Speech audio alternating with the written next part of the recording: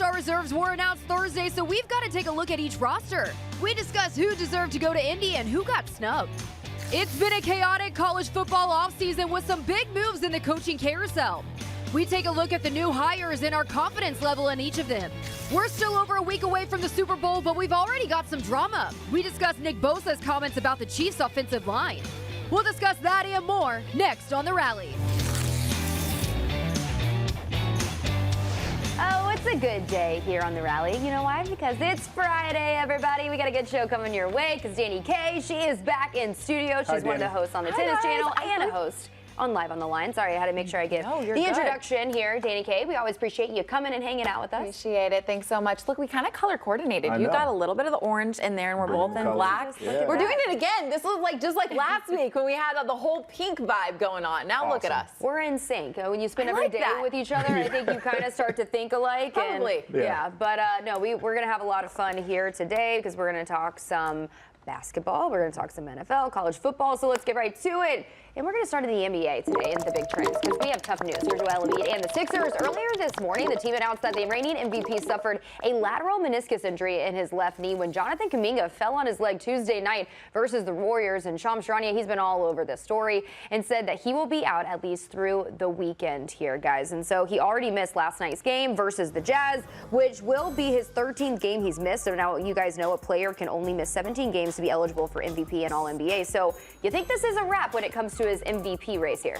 Feels like it for me. And I think this is unfortunate for multiple reasons. Number one, what he's doing when he's healthy and available this year is ridiculous. And I think we want to appreciate that. Probably should be in the running for MVP, but the rules are the rules, so we won't get to see that. The other thing that we think about is the thing we always talk about with the Sixers and Joel Embiid is his health as it comes to the close of the year. And if he can be back and healthy, of course, we feel like the Sixers are going to have a good shot to make a run at things. But health is going to be a question once again, and I think that stinks. I look at a couple of things.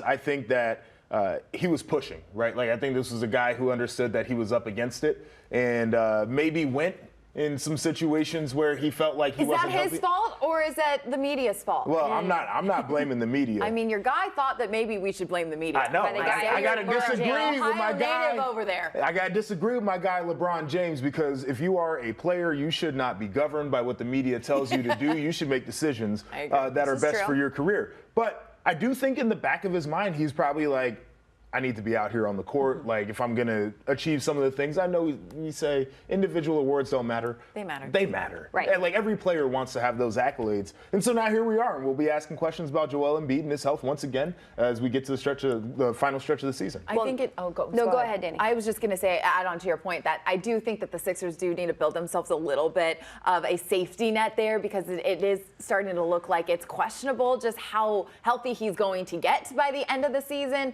Obviously, this All-Star break is going to come quite nicely for him to be able to get some extra rest, but I think there is an incentive to try and find another big man so that they have them in the reserves. Yeah, well, you know, this opportunity, it could be an opportunity for some guys to really step up and really show what they can do because we know how important Joel Embiid is to the success of the Sixers here. But I want to go back to just, this is a new rule that was implemented this season here, right? And we mentioned that Joel, he's 13 games, or he's missed 13 games, and you only can miss up to 17. So there's 30 players already that are ineligible to win an NBA award this season, and there's an additional 30 players who are on the verge here, Joel being one of them, even Chris Paul. So are we just kind of starting to come to the realization of what this rule actually means and the impact that it has? Yeah, I think we are. And I battle back and forth in my mind with this because I know some of the old heads that cover the sport will talk about how much they played and never missed a game and all those different things. And I think that decision-making largely as of late has been informed by sports science and what's good for athletes to make sure that they could be at their optimal peak for competition. There's an adjustment that was going to happen with this, and I think we're seeing that in real time. And I think that there are players right now, too, that are trying to learn the difference between being hurt and being injured. Yes. You probably heard that from coaches. Always. In your past, I heard it all the time. It's like, hey, everybody plays hurt. If you're injured, you got to sit out. And I think that some of these guys that are up against it right now are trying to figure out that line. You used to go into the training room, right, very similarly, and you'd be like, this hurts, whatever hurts. And then coach would be like, great, I'll see you at practice.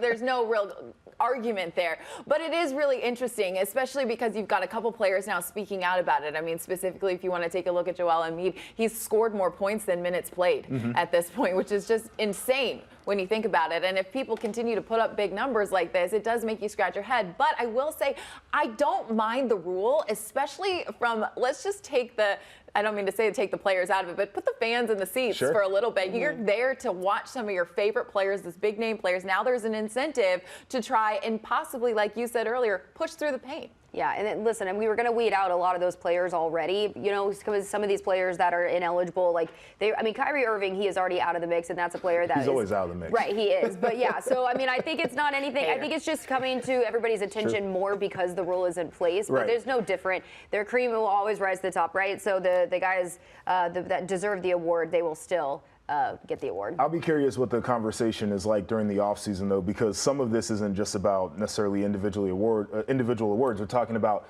you know, being all NBA, and that informs how these guys are going to get paid, right? Like what money you're eligible to get. And so I think that there's going to be pushback from guys in the offseason that said, you know, I might have played when I was available at an all NBA caliber, but I did not get it, so now I can't get my money together. Sounds very hypothetical. There's a lot of what ifs in this, but it just takes the first what if and one guy starts speaking out. Next thing you know, the players are all on board. All right, well, Joel Embiid, he was named an all-star starter last week, but will probably be replaced, obviously, due to this injury here. And speaking of the all-star game, the reserves, they were announced last night. So take a look at the list here. So what are your takeaways, Joshua? Where's Trey? I'll tell you where Trey is. The Hawks need to be better, JP. The Hawks are bad. They are bad. Trey's not on there. But his numbers have been ridiculous this year. And I think they're actually better than they were a year ago at this time. I don't want to speak out of turn. And I know that it's the coaches that vote on the reserves, and they probably look at this dude and it's like, not a complete game, and we kind of don't like the guy anyway, so we're not going to give him very much leeway. But I do think that he's a guy who's played extremely well in this scenario. I know you probably got some other names there, Danny, so I'll let you go before I jump back in. Yeah, because the Hawks, I don't think necessarily deserve one. I think the Kings deserve one, and the fact that they don't have one is mind-blowing to me. I understand that you want Karl Anthony Towns in there, maybe two from this Minnesota Timberwolves team, but you mean to tell me 27.2 points per game, 4.1 rebounds, 5.5 assists, and almost 2 steals is your average, is not an all-star? Yes, I'm talking about Fox. Fox should have been on that list, and I don't understand how he isn't. And honestly, if you're saying it's because Karl Anthony Towns needed to be on there, then I think you have an argument for Rudy Gobert. Yeah. Well, Rudy Gobert, I think, is a really strong argument. And again, his game is not as sexy as what you're going to see from other guys because it's not, 20-point average per night. But he's a dude that affects defense more than most players in the NBA do. And Timberwolves, you look at their recipe for success is because they're one of the best defensive teams in the NBA. And he's their anchor. Right. And so I'm totally there with you. Domantas Sabonis is another guy whose name should be heavily in this, giving you about 20 points a game, 13 rebounds, I believe, leads the NBA, 8 assists, too, which is really sneaky when it comes down to his ability to facilitate. He's a guy that needs to be in the conversation. You talked about, a couple players from Timberwolves, whatever the case is. But take one of them Lakers off of the list because the Lakers are not good right now, and they got a couple players in there. The Kings are 5th in the West. I know.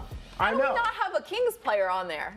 I don't understand that. It's unfortunate. It doesn't make sense, but we got to give a shout out to some of the guys that are making their first appearances in the All-Star game. Tyrese Maxey, Jalen Brunson, Paolo Banchero. He was Rookie of the Year last year, and so these are guys that are really making an impact. But I want to go back to Trey because I want to take a look at the East, the backcourt here. I think we got the full screen of just some of the guys that are in the mix. So, I think the fact that Trae Young, the fact that he was left off, Jalen Brunson, like I said, is making his first appearance. Tyrese Maxey, though.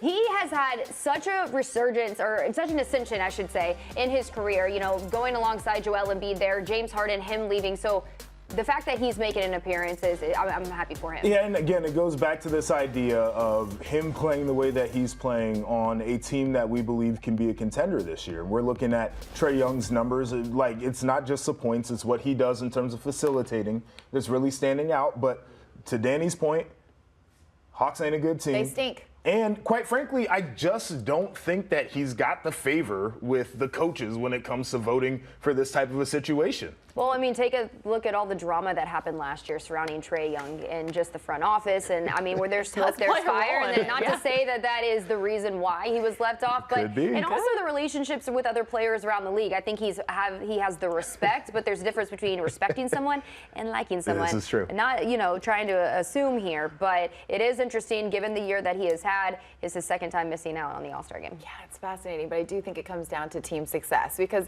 if you wanted to take the team success out of it, you could make arguments for like a Lauri Markkanen. Sure. You could make an argument for James Harden, although they are having tremendous success. But you talked about another facilitator. That would obviously be him. Their offense is not what it is when James Harden is not on the floor. No he doubt. obviously has a massive impact there. He's been playing absolute superb basketball. So it does, to me, raise the question, do you make the roster bigger? Well, I think that is a really good question. I was kind of leading into that because you keep going down the list of names. I think from a star power standpoint, the NBA is in a great situation. I think there needs to be a way to get more of these guys involved in All-Star Weekend. I think that we would all like to see some more of these stars there, and especially guys that deserve it. Like, we're having this conversation, we're heated about it because these dudes are playing really, really good ball right now. I think maybe that goes down to changing the voting process. I would rather see that than opening it up to more players, because I think that takes away from the prestige of making an all-star team there. But the all-star thing is about the fans too, though. We just want to watch you guys run around. It's the game ain't even good anyway. Yeah, no, but regardless, it's going to be a fun weekend. We know our guy Shams Charania, he's going to be there covering all the action. But we got some more action coming your way today on the Rally. It's a monster weekend in college basketball, headlined by Duke and North Carolina. Danny K. will tell you what to watch for in the 4 top 10 matchups. How about Chip Kelly? He has been at UCLA for 6 seasons, and he might be looking for his next move. Could the future be back in the NFL? We're going to discuss that. And the 49ers, they're already getting into a war of words with the media, so we'll read into Nick Bosa's comments about the Chiefs' O-line. That's coming up next.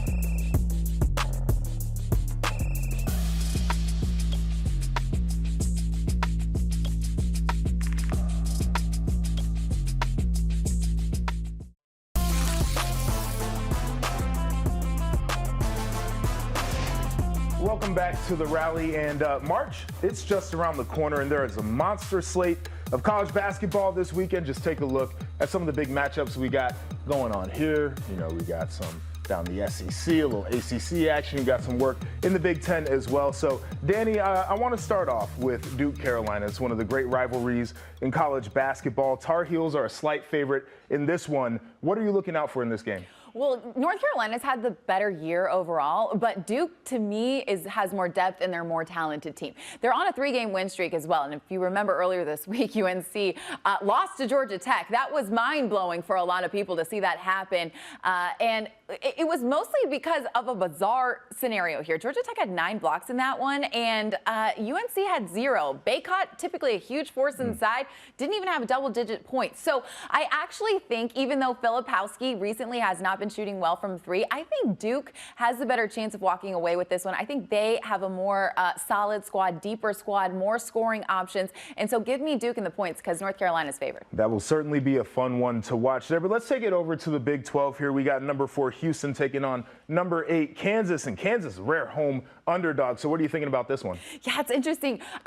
Kansas never loses at home, but Houston is a really tough team, especially defensively. And in fact, they're top in defensive efficiency. They've held teams to an NCAA low of 52.9 points per game. That's under 53 points. That's insane. And Kansas in their last game lost to Iowa State on the road at Ames. And so that's why I imagine they're coming into this one as the underdog. They haven't lost at home all season, 25-1 on their home court over the past 2 seasons. But I think there's a reason Houston's favored in this one. I would take the Cougars. All right, we're going to roll with the Cougars then. And then we're going to move on to Sunday. We got no NFL games, so you might as well tune in to number 2 Purdue taking on number 6 Wisconsin. A little Big Ten action here, so what are you expecting? Goodness, twist my arm. Are you kidding me? This is one of my most favorite games that I have circled. Maybe it's just because we live in Big Ten country, so I'm very excited about it. But Purdue almost lost again to Northwestern the other day, able to pull it out in overtime. But Wisconsin just lost a nail-biter also in overtime to Nebraska last night, and that one was kind of wild.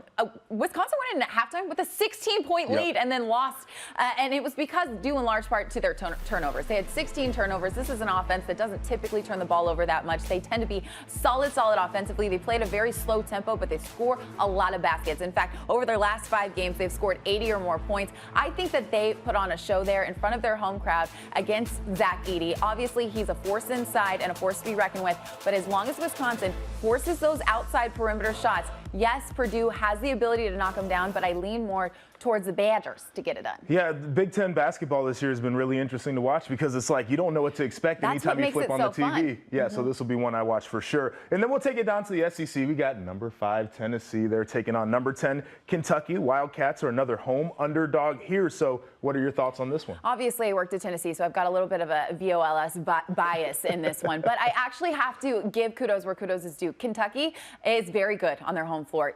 Tennessee hasn't won at Kentucky since 2021.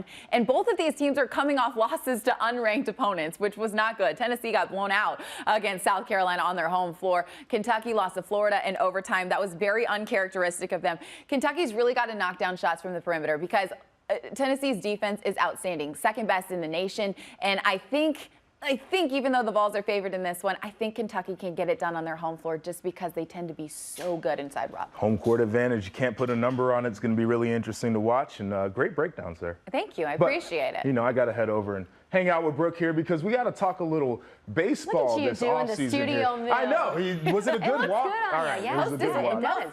Okay, so Brooke, we got to talk about the Orioles because you've been on the hype train for a little while here, and yesterday they made a big splash, landing Corbin Burns. This is a former Cy Young Award winner. So what does this signal to you about the Orioles? Well, I just wore my orange today. That was just a coincidence. I didn't do that on purpose. But I'm glad that this ownership, they're finally making moves because as far as the Orioles go, they were one of the most disappointing teams this offseason as far as lack of making moves. But you're bringing a guy in like Corbin Burns. This was a team that was one of the best throughout the entire regular season. When they got to the postseason, they just couldn't get to that next level. You can blame the inexperience in the postseason or just the depth when it comes to this pitching rotation. So you're adding, like you said, JP, a Cy Young winner in Corbin Burns. He was arguably one of the best pitchers last season. 3.39 ERA, 200 strikeouts, 3-time All-Star, not to mention his veteran presence in this rotation and on a young team here. So this is the guy that you're bringing in just to take this pitching staff and this pitching attack to the next level to really make something in the postseason. You think they'll be able to make a run this year? Oh, definitely. I mean, I was on, like you said, I was on the train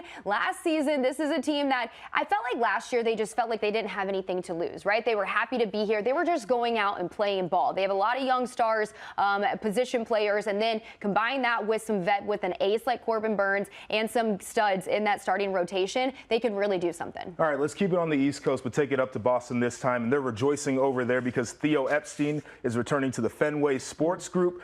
He's becoming a part owner and investor, and he said he'll consult with the Red Sox when necessary. So, big deal or nothing to worry about here? No, this is huge. This is a guy that knows how to win and implement change here. We know what he was able to do with the Red Sox in the early 2000s. He won them 2 World Series titles, not to mention what he was able to do with the Cubs, the team that was cursed. They couldn't get over that hump. He brought them a World Series in 2016, and he was a consultant for MLB and starting in 2021. And the changes when it comes to the pitch clock, yeah, that was because of Epstein here. So this is a guy that knows what needs to be changed when it comes to MLB at a grand scale and also within an organization. He's not only going to work with the Red Sox, he's going to be working with a lot of professional teams here. So this is huge for the organization. Yeah, super sharp guy. I know a lot of people in Boston are going to be excited about what he can do to revitalize some of those organizations, but the Red Sox really need it right now. They got to get back to their winning ways. But great job out of you, Brooke. Thank you. All right, we're going to take a break over here on the Rally, and on the other side, we're going to look at some college football because there's some teams this offseason that have some questions to answer about what they'll look like next year. So see where they land on the old confidence meter. It's coming up.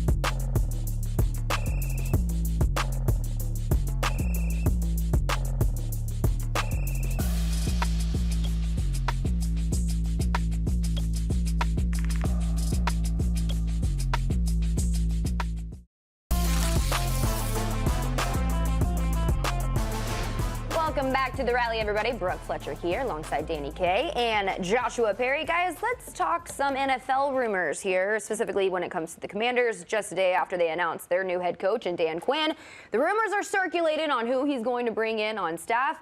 And the latest name in the mix is Chip Kelly, UCLA's head coach, according to Jeremy Fowler, that he is possibly going to come on board, or he's in the mix to be their next offensive coordinator. So what are your thoughts on this, Joshua? Yeah, there were rumors that he was in the mix to be the offensive coordinator for the Raiders as well, and Cliff Kingsbury got that job.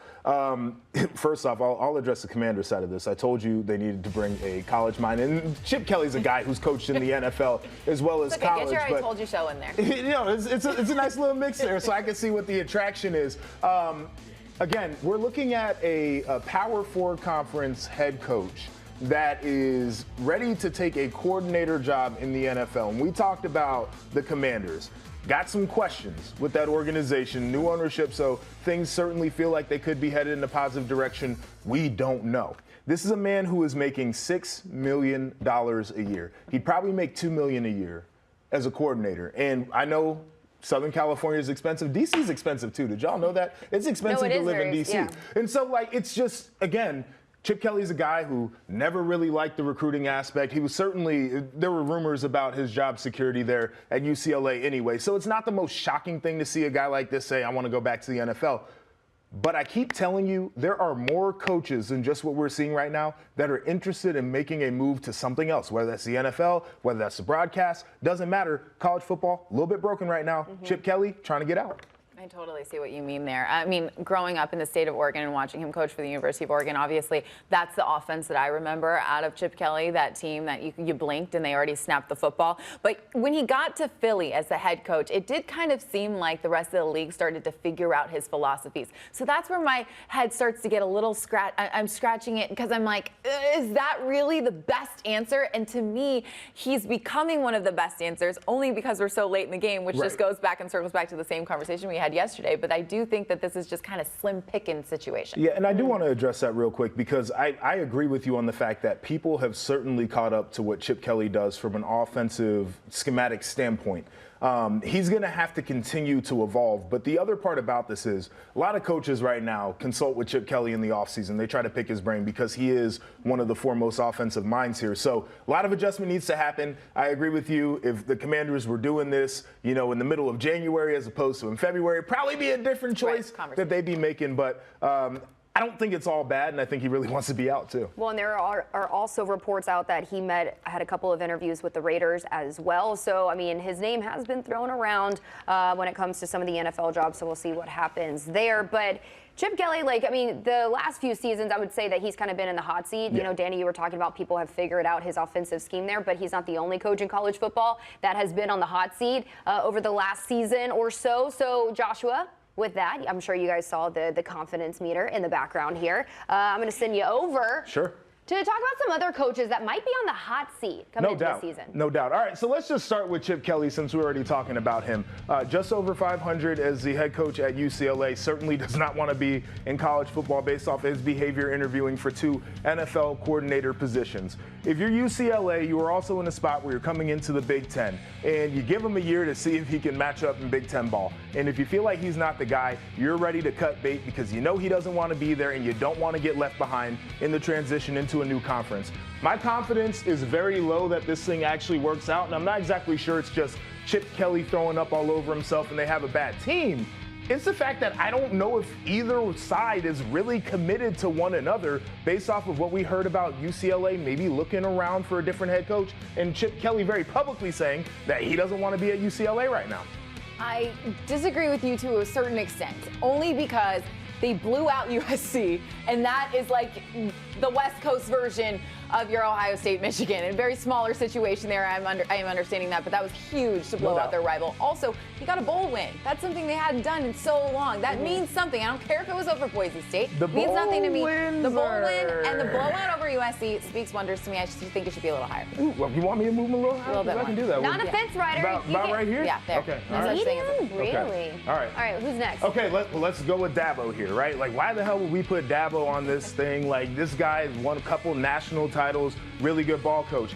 I specifically put him on here because I do think that he could work himself into a hot seat situation. Dabo Swinney was having one of the worst years of his career and turned it around by the end of the year. I think they rattled off 5 straight victories after Tyler from Spartanburg gave him a phone call on the coach's radio show there. But Dabo has shown us that he is going to be who he is.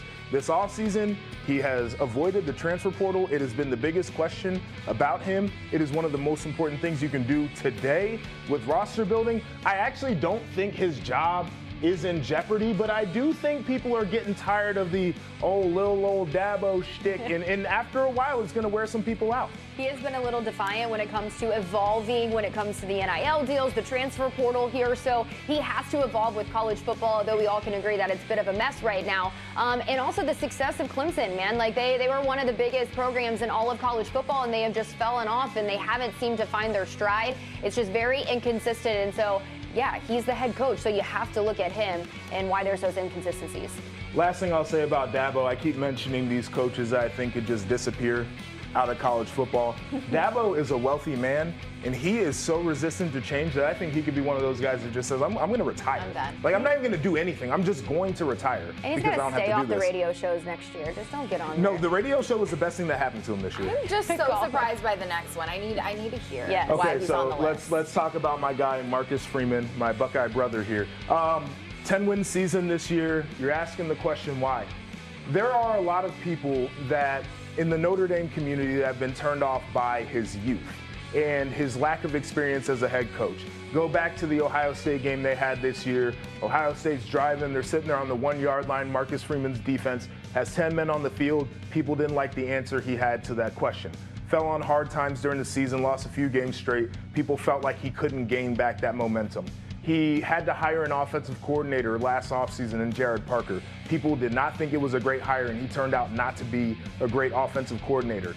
There are the inexperienced questions that are starting to pop up for a guy like Marcus Freeman. Certainly the results are there. I also think that Notre Dame fans are tired of being a 10-win program. I think they want to get their first championship since like '88. And there's a question that's brewing, and I don't necessarily agree with it, about if Marcus Freeman is the guy that can get them to that level. So what's your confidence right now? My confidence in him is high. Yeah. I think he's a wonderful coach. I also think that when you hire a first-time head coach, regardless of where it is, you got to be ready for a dude to make mistakes. Isn't this Yes. the complete opposite argument that we were having about the NFL just a couple days ago, that NFL players want to have somebody that looks like them, a little younger, and now you're telling me the argument here is that he's too young. That's what they say.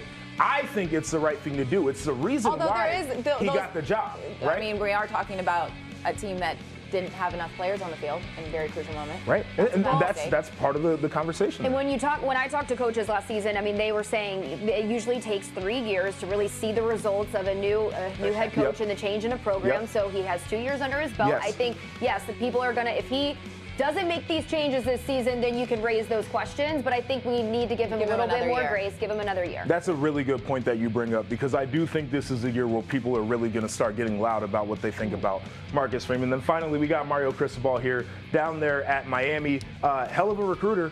He's got the NIL thing figured out. They paying everybody. They got everybody on that daggone roster. My man knows how to build the roster. I actually think he's got a pretty solid staff too. Like, I think he hires very well. They stink as a football team. They do not waiting for play. that but. No, they literally they stink. Like, you cannot be a top 10 talent composite team in the country and consistently be as bad as Miami has been. And it's not just the players not executing, and I feel like maybe a lack of philosophy when it comes to this team. You got a coach here who doesn't like to kneel the ball out at the end of games, and it lost them a game this year. Okay, so Mario Cristobal, I have the lowest confidence in him because agreed. I don't actually think he's a great on-field coach. They start off the season, first game against Florida. They got Florida State on their schedule as well. They got a Louisville team who was a team that surprised a lot of us this year on that schedule. There are some pitfalls here. They lost games we didn't think they would lose last year and the year before. This is not going to be a good situation. Over the last 2 seasons, the expectations for Miami coming into the season, they were so high. We're like, oh, Miami, they're back. They're going to be like one of the top teams. They were talking about their quarterback, and then they just fall every single time. And it's like, and I don't understand how they continue to get recruits, because I don't believe in this You want to guy. know how they get the recruits? Because of his history Ross. and the money. Yeah, because of his history of getting recruits and just Yes. knowing about him for Yes. sure. And the money definitely plays into it. Is there not an argument that's similar to the Marcus Freeman with the lack of coaching experience?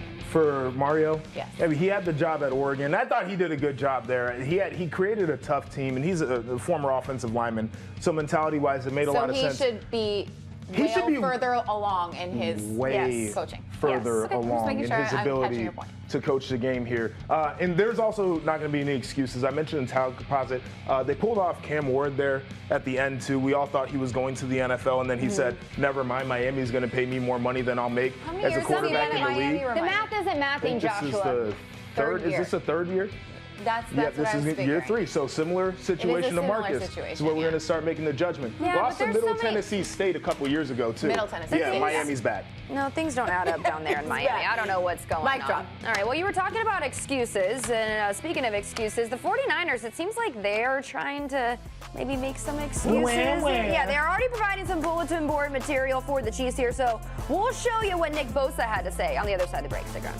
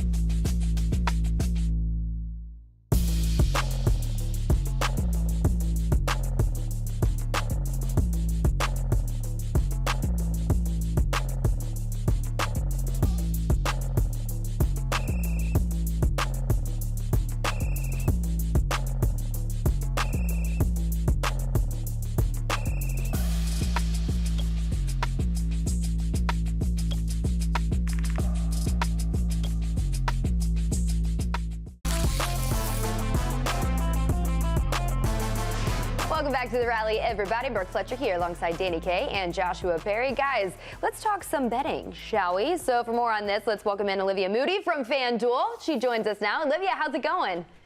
Going good. It's going good. I'm excited to hopefully make some money tonight on the NBA. Yeah, well, the biggest news out of the NBA today surrounds Joel Embiid. He is now off the board when it comes to the MVP race, and this comes after the announcement of his meniscus injury there. But Nikola Jokic, he takes over the favorite spot. But besides him, who else do you think should be considered in the MVP conversation?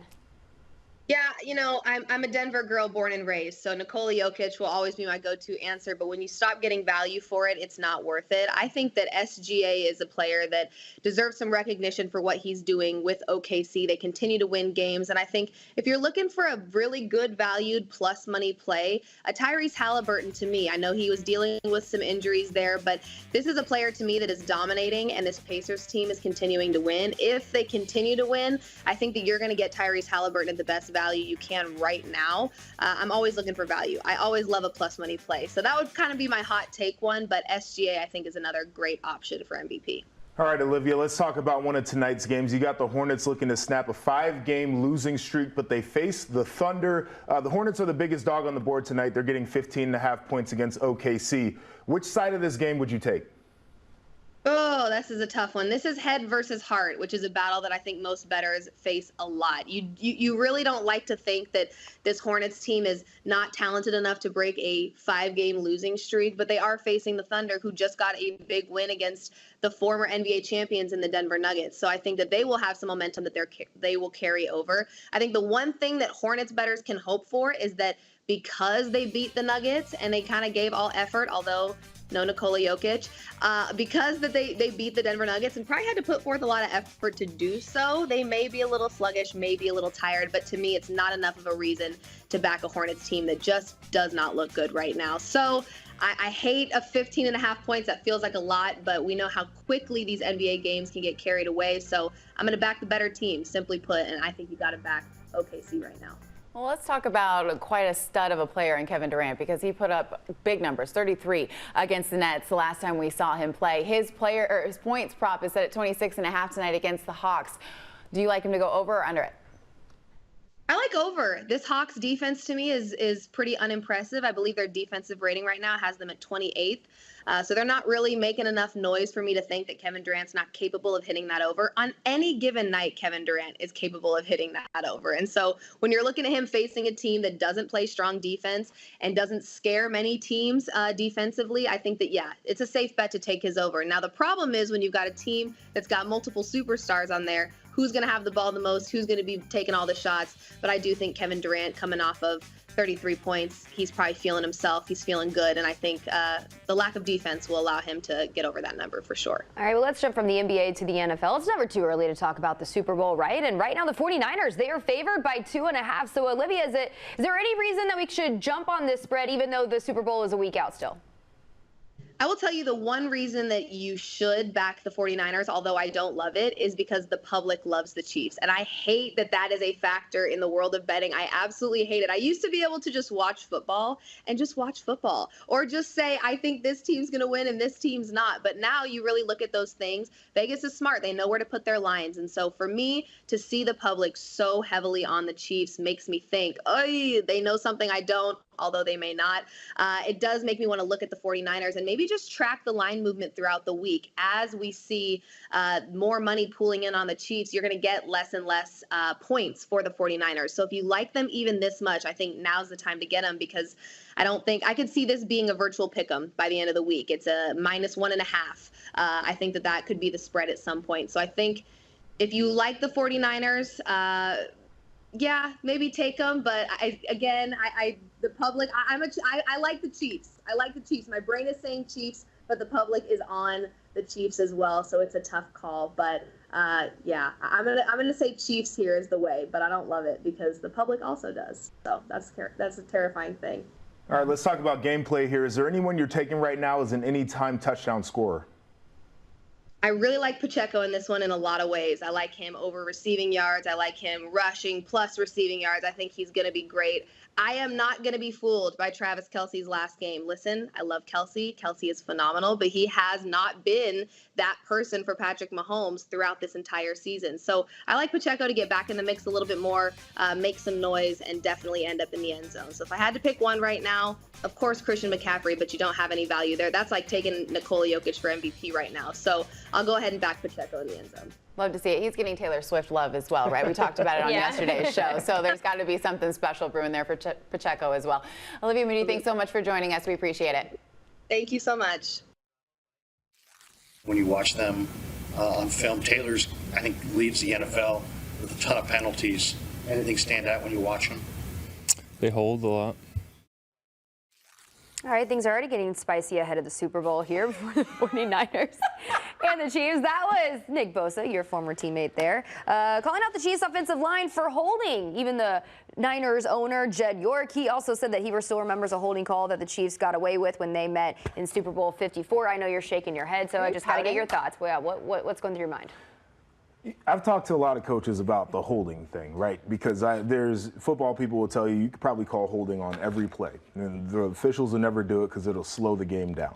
I talked to defensive line coaches. I talked to linebacker coaches. Linebacker coach that I played for when I was at Ohio State, Luke Fickell, has thoughts about this. I've talked to wide receiver coaches about this because the DBs are always holding wide receivers. You know what all the coaches tell me? Great players don't get held. The great ones do not get held because you don't allow another man to just latch their hands onto you and throw you around, right? The great players don't get held. You're disruptive enough that they cannot hold you. That's a wide receiver. Your releases are so good, and you're able to do your top ends of your routes in such a way that you could stack a defender. He can't grab you. If you're in the trenches, you're so violent and disruptive that you knock a guy back. You watch his head snap back on impact. He can't grab you at that point. And so Nick Bosa, great player. Like, I'm not trying to say he's not a great player. Great ones don't get held, buddy, so let's go out there and play ball. Is that just something that coaches say just to motivate their players? No, it's true because you're not getting the call anyway, so find a way to not get held. Like they are not calling all of them. So I don't want to hear you complain about it. Don't get held if you're a great player. Taylor did lead the NFL with 20 penalties. Sure, 8 of them were holding calls. they are throwing the flag. There you go. I'm just saying. Imagine. It's not like he's not being held accountable. Interesting. Here we go. I can't stand it. Are you Nick frustrated? Bosa, Are you annoyed with the comment? Great player. Got nothing to take away from his game. Don't get held. Okay. And there's that. All right, let's get dang it.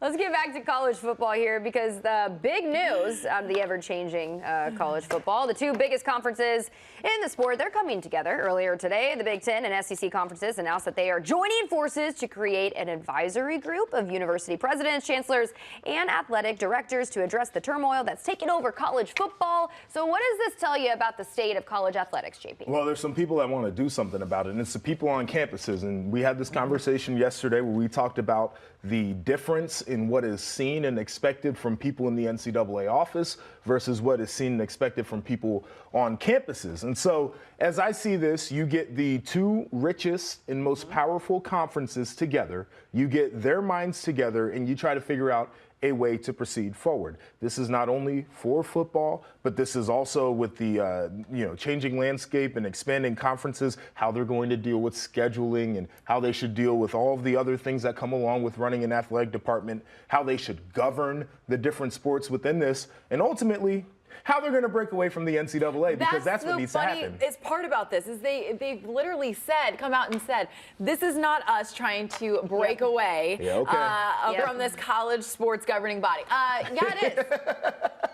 Let's call a spade a spade. That's exactly what's happening But they here. can't say it. Okay, that's fine. But you know what? That's definitely what they're wanting we know to do. what it is. We are watching these two, we're watching these commissioners come together and taking this power shift to like tilt it in their favor because they know that they have ground to stand on, especially like you said, they have the two wealthiest products in all of the nation, and they now get to be on the same team to try and argue that. I mean, I don't know how this isn't them breaking away. No, and Sankey, he came out and he's like, we just want to have a healthy national organization. I just love the colorful language that they use to kind of beat around the bush. Not a healthy NCAA, by the way, which is a national organization that already exists. They want a healthy national organization. Don't sound like the NCAA is going to be a part of it. But Petiti, he did say something that stood out to me. He said, you can see the pace of other people getting involved in college athletics. It's increasing. So the pace of solutions to the problems identified have to increase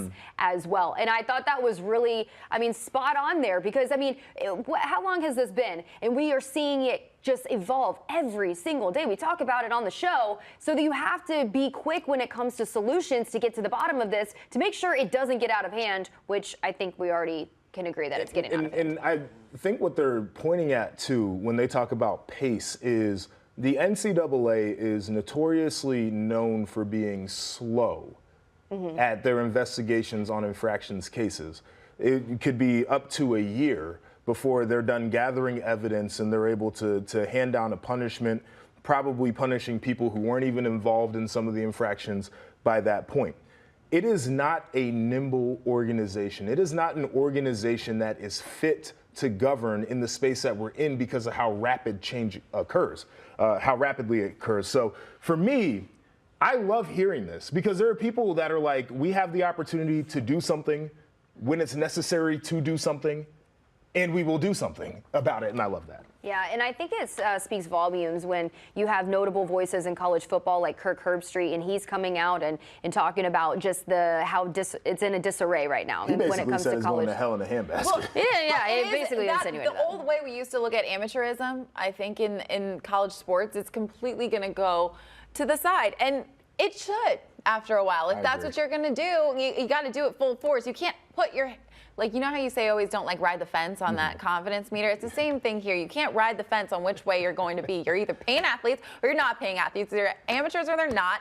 It's too tough because there's too many gray, fuzzy lines if you don't take one stance or the other. And I remember when this first happened and we were like, is NCAA, are they doing this on purpose? Like, they know that this is going to be complete chaos. Big conspiracy, but I think it's true. We kind of threw it. We were joking at first, and then now that we're seeing what happens, we're like you said, Danny, why are they not being more, proactive when it comes to discipline or, getting a hold of everything going on there? So something needs to be done, and we know that these two commissioners, they have proven, especially this past year, that they are, they mean business when it comes to, the conferences. So hopefully they can come to some sort of solution. And I'll say this final thing too, because you mentioned, amateur, not amateur, and I've been very opposed to creating employment status for student athletes because I think they get themselves into a situation where, as an employee, you can typically be fired. And I don't think these kids want to get fired from their job as a professional student athlete. But the thing that does come along with employment is a damn contract. And I think that contract will clarify a lot of these issues. You are allowed to move in very specific times. Your contract start date and end date lines up with the schedule that we need for the sport. And people will also know how long you can be around. You can get your money from this particular thing and not that. All the different things, that probably helps. Yeah, well, it's ever changing in the world of college sports, so I'm sure this is not the last time we will be talking about this. Listen, there's a battle being forged in the corporate world, and so our very own Joshua Perry, he's ready to defend one of the players to the end. Stick around, more Rally coming up next.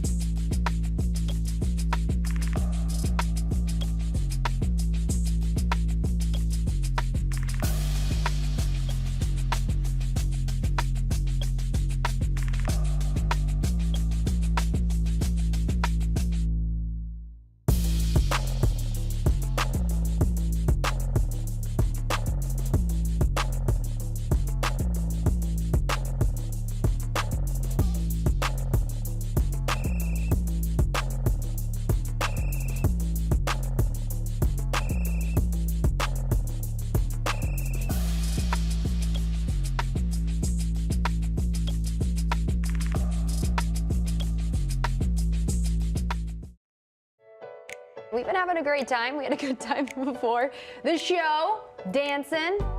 Doing some videos and, chicken head. We put a little chicken head earlier. Okay. My day started poorly yesterday. A bird pooped on me, and then the Lions lost. So I got to tell you, the person who said that a bird pooping on them is good luck is the person who got pooped on.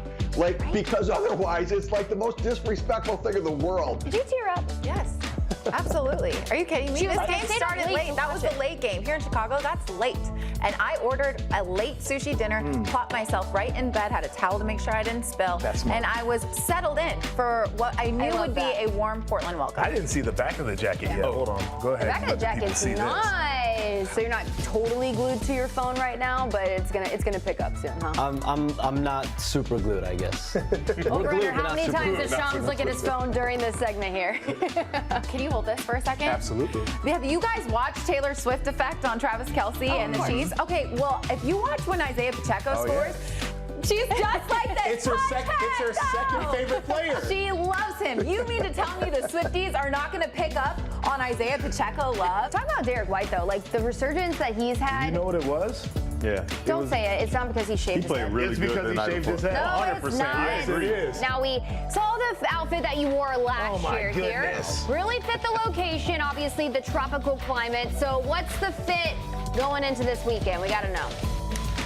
It's not going to be that spicy, I'll tell you that. That was me kind of at my best embracing the beach. Why is he ice skating in a Speedo? I don't know. There's a lot of striations, though, Got a on those lot big, going on in the bulging thighs. muscles. You guys are just messing with Joshua here. Is T Swift the Chiefs MVP, Joshua? Joshua, that was a very serious question. Joshua, we still never got an answer. Oh, come No, on. I'm We joking, have I'm a few joking. more minutes I'm joking, left. I'm joking. It's been a fun week here on The Rally, but before we go, we got to talk about a little feud going on between TaylorMade and Costco. Oh, yeah. Your favorite store, Joshua. The golf brand is suing for copyright infringement due to the irons Costco sells being too similar to TaylorMade. So they're basically admitting that the golf clubs are the same. Yes, and there was a similar dispute over the golf balls over there at Costco as well. Really good product. Shout out to my people at Costco. I support Kirkland out there in the streets, but Same. I do have the TaylorMade clubs at the crib because they are good. Costco, you can't hate love on the Costco. Kirkland All right, brand, well, love it. It is Friday, everybody, so we got to get to our weekend picks. Danny K, you go first. I will come over here. I already told you. I think Duke's got this one, at least with the points. Let's do with Apollo. Oh, excuse me. I got to change my colors here. We got Duke. We got Apollo. Are you going to watch Pro Bowl? Absolutely not. We got college basketball to watch. Groundhog Day. Sounds cool to me. I think they just told me that there's going to be more sunshine, and I love that. It was cold this January here in was very Chicago. cold. I almost didn't make it. Joshua? Okay. Better Blue Ivy. Blue Ivy Carter. I'm going to go with Chubbs for this one. Y'all know I'm a sicko. I got to watch this. It's terrible anyway. Dumb. Stupid. Dumb. And January was dry. It was very, oh yeah, because you did dry January. Dry Well, January. damn January. All right, I'm going to go with UNC here. I like that Carolina blue there. Carl Weathers, rest in peace. I love Chubbs. Happy Gilmore, one of my favorite movies there. Watch Pro Bowl? Nah, probably not. Groundhog Day, I don't get it. And Describe January, it was long. It was long and dark. It was long. We leave here, It it's was a dark outside. January. Oh my God. Yeah, no, I'm glad we can turn a page. It's February, Valentine's Day coming up. Joshua, Yeah, Joshua. are you excited? Get her some flowers. You're excited, right? All right, guys. Have a great weekend. We'll see No, you I'm Monday. excited. I love my wife.